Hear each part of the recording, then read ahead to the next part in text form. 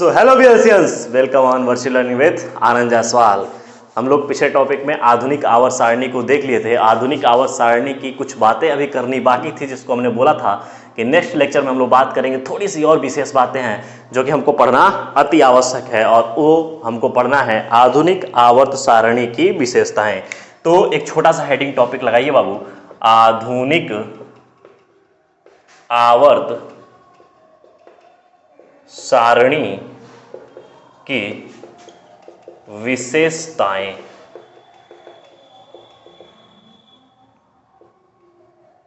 आधुनिक आवर्त सारणी की विशेषताएं समझिएगा। आधुनिक आवर्त सारणी कल हमने देखा था कि आधुनिक आवर्त सारणी किसके द्वारा दिया गया था।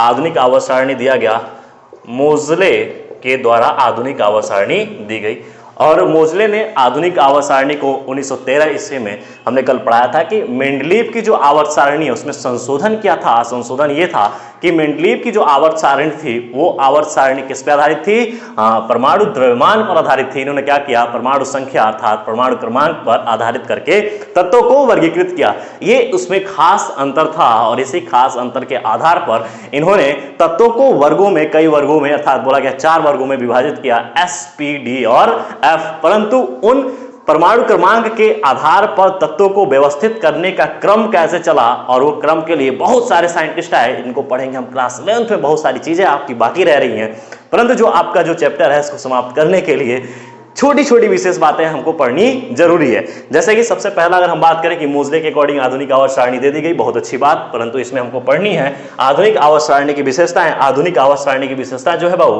पहली विशेषता यह है कि हमको इसमें पढ़ना होता है इलेक्ट्रॉनिक कॉन्फ़िगरेशन। क्या बोलते हैं इसको, इलेक्ट्रॉनिक कॉन्फ़िगरेशन। हिंदी में बोलते हैं इलेक्ट्रॉनिक विन्यास। क्या बोलते हैं, इलेक्ट्रॉनिक विन्यास। इलेक्ट्रॉनिक विन्यास। तो अभी हमको ये देखना हुआ है इलेक्ट्रॉनिक विन्यास। दूसरा हमको देखना है जो कि बहुत बहुत बहुत इंपॉर्टेंट है, वो है वैलेंसी। वैलेंसी, वैलेंसी में हम लोग देखेंगे जिसको बोलते हैं संयोजकता। क्या बोलते हैं बाबू, संयोजकता। इलेक्ट्रॉनिक विन्यास, इलेक्ट्रॉनिक विन्यास हम लोग देख लेंगे, फिर उसके बाद हम लोग देखेंगे संयोजकता। फिर उसके बाद तीसरा जो है, जो खास बात है, वो खास बात ये है कि हमको देखना है कि रेडियस। तो हम बात करेंगे रेडियस पे, ब्रैकेट में बात करेंगे कौन सी रेडियस, एटॉमिक रेडियस। हिंदी में क्या बोलते हैं इसको बाबू, परमाणु त्रिज्या। क्या बोलते हैं, परमाणु त्रिज्या। और क्या खास बात करनी है इस पे, चौथा हमको बात करना है मेटालिक कैरेक्टर। मेटालिक कैरेक्टर क्या होते हैं, इसको बोलते हैं बाबू धात्विक गुण। क्या बोलते हैं बाबू, धात्विक गुणधर्म। किसकी, तत्वों के लिए धात्विक गुणधर्म। और पांचवा कैरेक्टर जो हमको है वो पढ़ना है, वो है फिजिकल प्रॉपर्टीज। किसकी, आधुनिक आवर्त सारणी में उपस्थित तत्वों की कैसे फिजिकल प्रॉपर्टीज देखेंगे, ये बातों पे हमको खास ध्यान देना है। तो सबसे पहले इसमें हमको देखना है इलेक्ट्रॉनिक कॉन्फ़िगरेशन, जिसका नाम है इलेक्ट्रॉनिक विन्यास। चलिए इतना नोट कर लिए होंगे आप। अब पहला हेडिंग लगाते हैं बाबू, और वो हेडिंग है हमारा इलेक्ट्रॉनिक विन्यास। अगर बात की जाए आधुनिक आवर्त सारणी की, तो आधुनिक आवर्त सारणी में कुछ खास बात ये थी कि प्रत्येक तत्वों को परमाणु क्रमांक, बढ़ते हुए परमाणु क्रमांक के आधार पर रखा गया, और बढ़ते हुए परमाणु क्रमांक को आधार पर मानकर रखा गया। और उसमें यह चीज देखा गया कि वो बढ़ता हुआ परमाणु क्रमांक आधार ये बता रहा था कि उसके इलेक्ट्रॉनिक विन्यास लिखना आसान हो गया था। अर्थात अगर हम बात करें कि प्रत्येक तत्व का इलेक्ट्रॉनिक विन्यास लिख सकते हैं, और लिखने का तरीका क्या होगा इलेक्ट्रॉनिक कॉन्फ़िगरेशन का, तो हम बात करते हैं बाबू, आप पढ़े होंगे 1s ऊर्जा के क्रम में। जैसे हम बात करें ऊर्जा के क्रम में कैसे बात करते हैं, मान लो ये केंद्र हो गया, न्यूक्लियस हो गया, और ये n बराबर 1, और इसको बोलेंगे n बराबर 2, और इसको बात करेंगे तो n बराबर 3, और ऐसे ही बात कर देंगे तो ये n बराबर 4। ये ऊर्जा के क्रम में जो केंद्र के चारों ओर कोस ये चीज देख रही हैं, ये आपको बस समझाती हैं। इसको बोलते हैं, इसको K, L, M और ये N। ये आप पढ़े होंगे क्लास 9th में। अब थोड़ा सा एडवांस हो गया। इलेक्ट्रॉनिक कॉन्फ़िगरेशन मतलब कि उसमें उपस्थित इलेक्ट्रॉनों को भरने का प्रक्रिया क्या कहलाता है, इलेक्ट्रॉनिक विन्यास।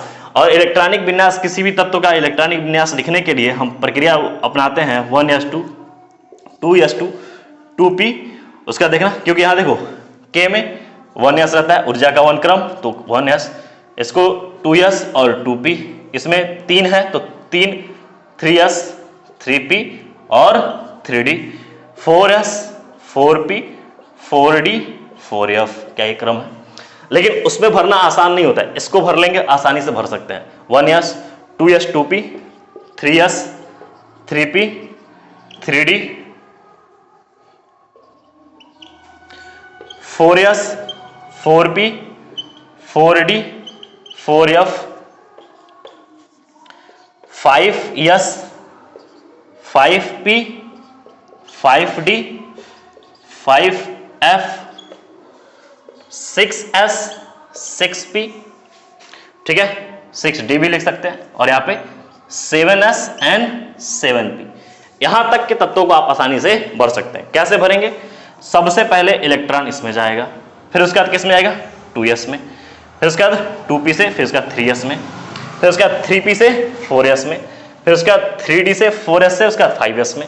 क्रम देखिएगा, मजेदार क्रम है। फिर उसके बाद ये क्रम आएगा, फिर ये क्रम आएगा, फिर लास्टली ये क्रम चलेगा।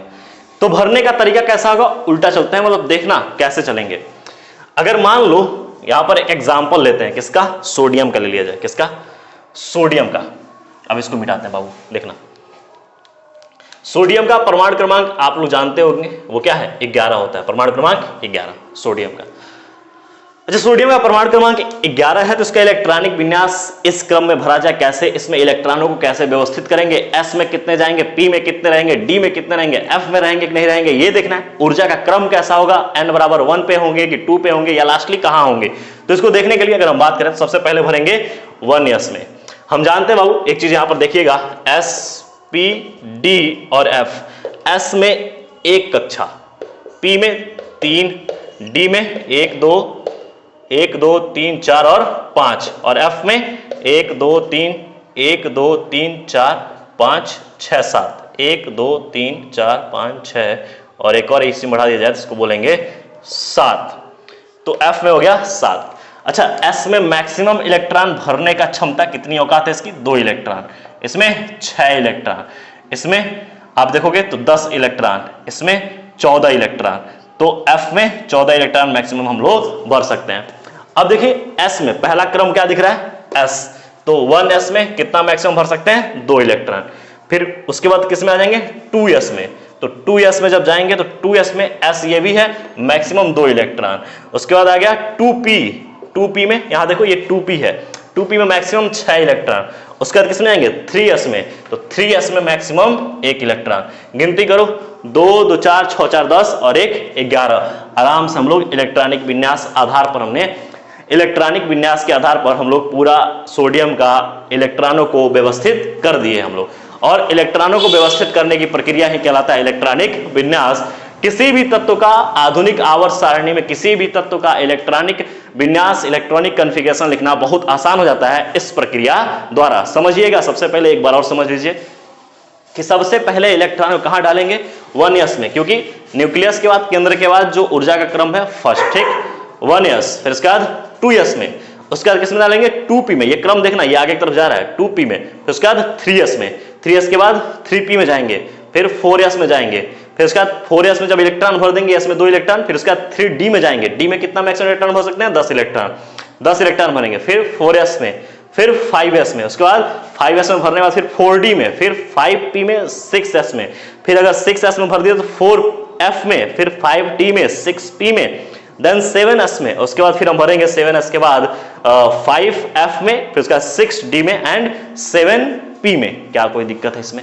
ये आसान तरीका है इसको भरने का। इलेक्ट्रॉनिक कॉन्फ़िगरेशन अर्थात किसी भी तत्व का, आधुनिक आवर्त सारणी के तत्वों का आराम से हम लोग इलेक्ट्रॉन को व्यवस्थित कर सकते हैं, और व्यवस्थित करने की प्रक्रिया इलेक्ट्रॉनिक विन्यास कहलाती है। इसको KLMN में भी भर सकते थे, KLMN, और KLMN 2 8 18 32, ये प्रक्रिया होता है। ये आपको मैजिक नंबर की तरह 9th क्लास में हम आपको याद करवाते हैं। तो ये 9th क्लास की बातें हैं, थोड़ा सा एडवांस आ जाओ और एडवांस तरीके से सीख लो। अब देखो, सोडियम का तुमने भर दिया, क्या यहां पर हम एक और लेके भरें, और वो है ऑक्सीजन का। या पहले नाइट्रोजन ले लो, नाइट्रोजन थोड़ा छोटा है, उसको भर के देखते हैं, आपके लिए बेसिक तरीका है, समझिए। नाइट्रोजन ले लेते हैं, नाइट्रोजन परमाणु क्रमांक 7, परमाणु भार 14, ठीक है, ठीक है। चलिए ऐसे करके आपको 1 से लेकर 30 तक के परमाणु अर्थात बोले तत्वों को याद करना पड़ेगा परमाणु क्रमांक के आधार पर, और परमाणु द्रव्यमान दोनों उनका याद करना पड़ेगा। ये जरूरी है, बहुत जरूरी है, नहीं याद करोगे तो मुश्किल हो जाएंगी, ठीक है। देखो यहां पर नाइट्रोजन, नाइट्रोजन को अगर भरने की कोशिश करेंगे तो सबसे पहले देखो क्रम यही लेके चलना बाबू, बाबू ध्यान रखना, ये क्रम घोट जाओ पी जाओ जैसे भी हो, ये रहना चाहिए, याद रहना चाहिए। इसी पर ही हम लोग इलेक्ट्रॉनिक विन्यास को भरेंगे। 1s2, 2s2, अब किस में जाएंगे 2p में, अब 4 तो भर ही दिए, 2p3, ठीक है, 2p3। देखो यहाँ पे इलेक्ट्रॉनिक विन्यास भर गया। अच्छा इसका कोष अगर देखो इलेक्ट्रॉन भर दो तो डब्बे में भरना हो तो 2s में 2, यस में 1 ही होता है, और p में 3, 1 2 3, 1 2 3। अच्छा ये सब भी एक नियम है, इस नियम को हम क्लास 11 में पढ़ाएंगे, ध्यान रखिएगा। अभी बस इतना समझिए कि आप इलेक्ट्रॉन को भरना सीख गए हैं और उनके कक्षाओं में भी इलेक्ट्रॉन आप भर ले रहे हैं, बस इतना समझिएगा, ठीक है। चलिए क्या इतनी बात समझ में आ गई। अच्छा ऐसे ही एक और एग्जांपल ले लिया जाए, मेरे पास एक और एग्जांपल है जैसे पोटेशियम, पोटेशियम बड़ा हो गया, ठीक है, या क्लोरीन ले ले क्या, चलो क्लोरीन ले लेते हैं, तुम्हारे मन पसंदीदा चीज क्लोरीन। क्लोरीन का परमाणु क्रमांक 17, अब परमाणु भार 35.5। याद रखना, ये देखो मैं जो लिख रहा हूं ना बाबू, ये तुमको बहुत जरूरी है याद करना, अगर याद नहीं करोगे तो इलेक्ट्रॉनिक विन्यास व्यवस्थित नहीं कर पाओगे, अर्थात इलेक्ट्रॉन उनके व्यवस्थित नहीं कर पाओगे। देखो इसको व्यवस्थित कैसे करेंगे, 1s2, 2s2, 2p6, 3s2, अब गिनती करो, 2 2 4 6 4 10 2 12, 3p कितना हो जाएगा बाबू 5।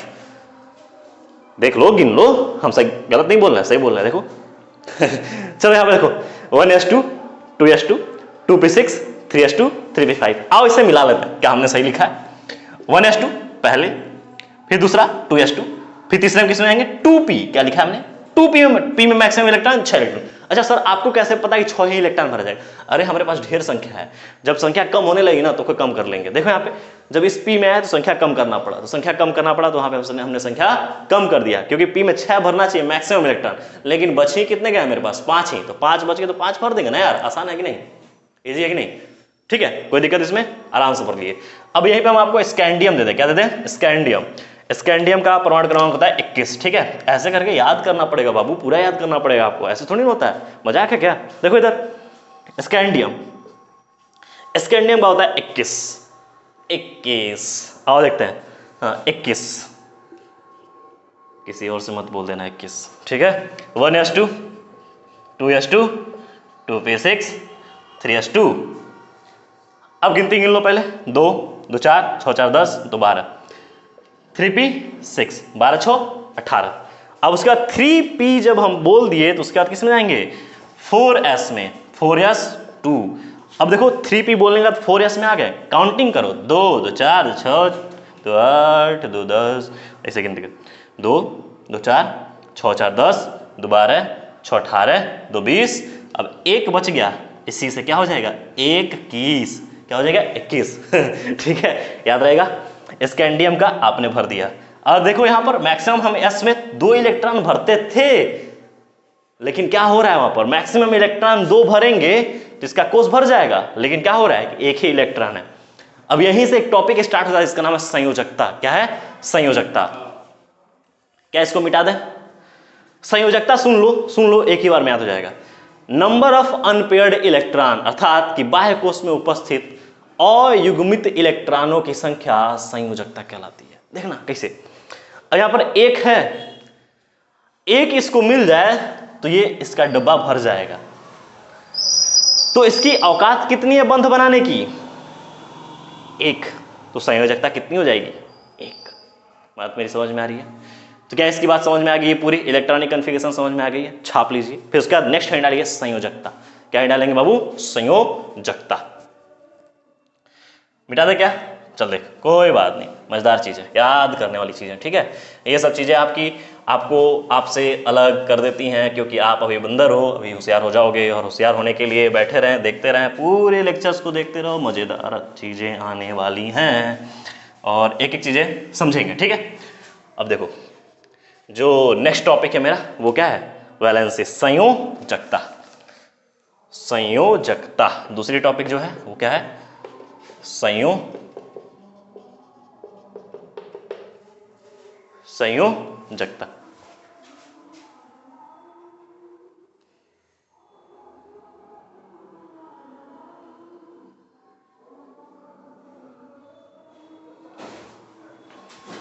ठीक है बाबू, देखिए संयोजकता, संयोजकता मजेदार चीज है। हमने कहा संयोजकता समझने के लिए पहले देखो एग्जांपल लेके समझाते हैं, फिर उसके बाद तुमको समझ में आएगा। ये देखो x है, किसकी x है? ठीक है सर जी आपकी, अच्छी बात है। चलो, हलीना की रब से फरियाद, ज़्यादा तक नहीं जाएंगे, छोड़ दो इसको, इसको भी छोड़ दिया जाए, नीचे का तुमको दिखा देंगे हम। देखो इसको, हाइड्रोजन, लिथियम, सोडियम। सर जी कहाँ है, कैसे रखा गया है? देखो तुम्हारे ही लिए रखे हुए हैं जो है हमारा आवर्त सारणी।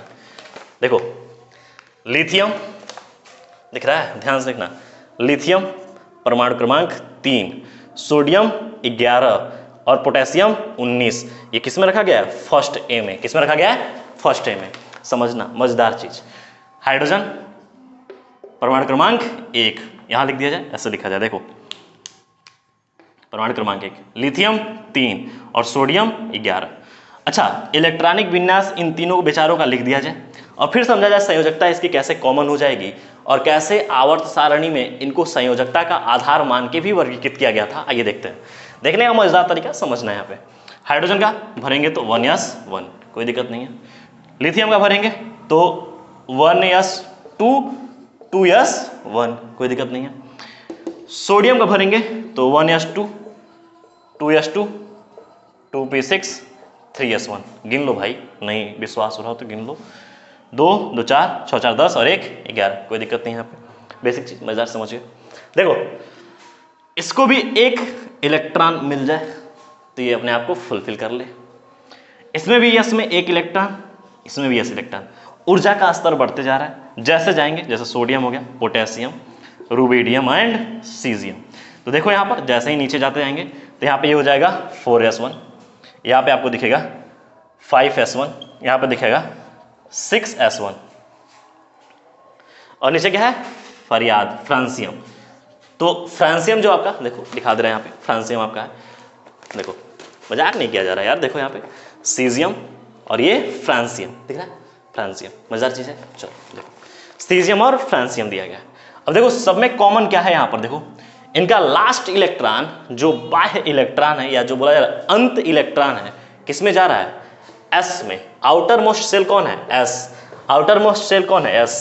और सब में एक ही इलेक्ट्रॉन जा रहा है, देखो खास बात ये है, और सब में एक ही इलेक्ट्रॉन जा रहा है, खास बात ये है, इसी के कारण संयोजकता के आधार पर इनको एक ही ग्रुप में रखा गया, इन लोग को एक ही ग्रुप में रखा गया और वो ग्रुप है फर्स्ट ए। क्या बोला जाता है इसको? First A. इसको बोलते हैं बाबू एल्कली मेटल। क्या बोलते हैं? Alkali metal. हिंदी में बोलते हैं क्षारीय धातु। क्या बोलते हैं बाबू? क्षारीय धातु। मजेदार चीज है, कोई दिक्कत नहीं, क्षारीय धातु, इसे क्या बोलेंगे? क्षारीय धातु। देखो संयोजकता होती क्या है? संयोजकता number of unpaired electron in outer most shell. ठीक है, वो उस तत्व की संयोजकता कहलाती है।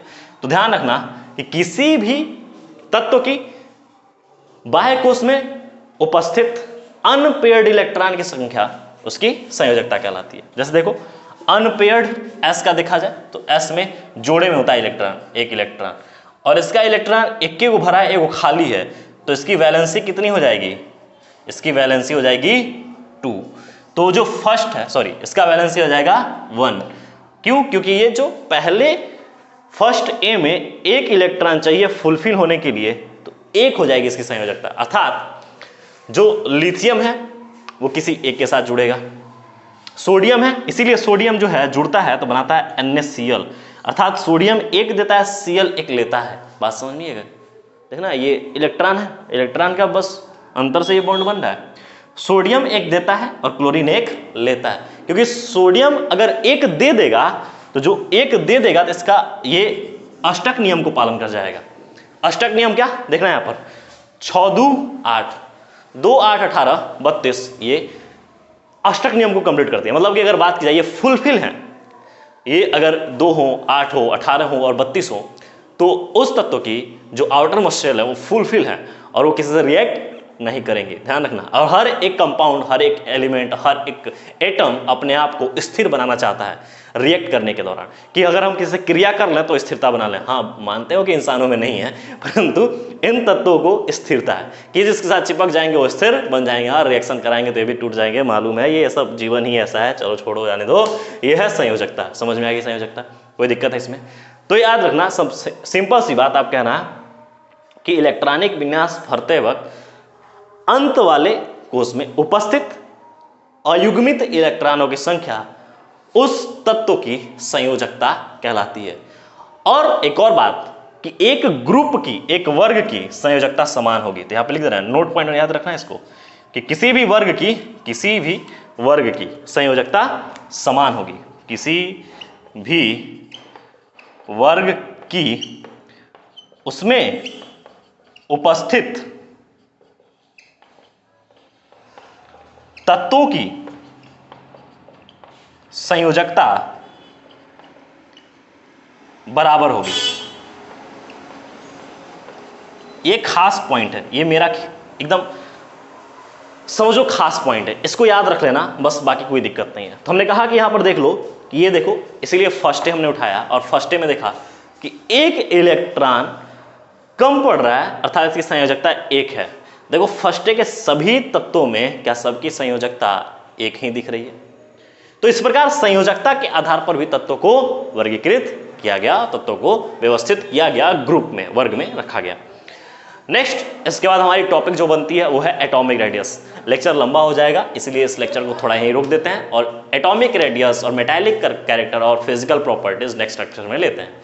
ठीक है, तो इतनी बातें आप ध्यान से समझिएगा क्योंकि ये बहुत जरूरी है। अब बोर्ड में एग्जैक्टली क्वेश्चन ही उठा के चेप देते हैं, समझिएगा। इलेक्ट्रॉनिक विन्यास लिखना और क्या नाम है कि आपका संयोजकता निकालना, और इससे भी ज्यादा अगर उठा के रख देगा तो आपको रख देगा एटॉमिक रेडियस, मतलब कि परमाणु त्रिज्या क्या होती हैं, वर्ग में या आवर्त में परमाणु त्रिज्या का क्रम क्या होता है। ये सब चीजें बहुत इंपॉर्टेंट है, कोई बताता नहीं है, ध्यान से सुनना। ठीक है, चलिए, तो ये विशेष बातें हैं। अब रही बातें कि थोड़ी सी कुछ और चीज़ों पे आपकी बात कर ली जाए, तो बात ये है कि केमिस्ट्री का पूरा जो क्लास 10th है वो इन टॉपिक को, अर्थात इस चैप्टर को खत्म करने के बाद पूरा केमिस्ट्री हो जाता है पैक। तो आपका काम क्या है, घर पे बैठिए, केमिस्ट्री को रिवाइज करिए, क्वेश्चंस लगाइए, प्रीवियस ईयर के क्वेश्चन लगाइए। जो क्वेश्चन नहीं लग पा रहे उठा के सीधे कमेंट सेक्शन में चेप दीजिए कि सर ये क्वेश्चन डालिए, सर ये क्वेश्चन बताइए। जो लेक्चर चल रहा हो उसी लेक्चर में डाल दो, हम लोग कमेंट्स चेक कर लेंगे। ठीक है, कोई दिक्कत नहीं है। और अगर पर्सनली आपको कनेक्टिविटी बनानी है तो आप इंस्टाग्राम पे जुड़ सकते हैं, और बहुत आप लोकल के हैं या नज़दीक के हैं तो आपको व्हाट्सएप नंबर आपके पास मेरा जरूर होगा। So thank you viewers.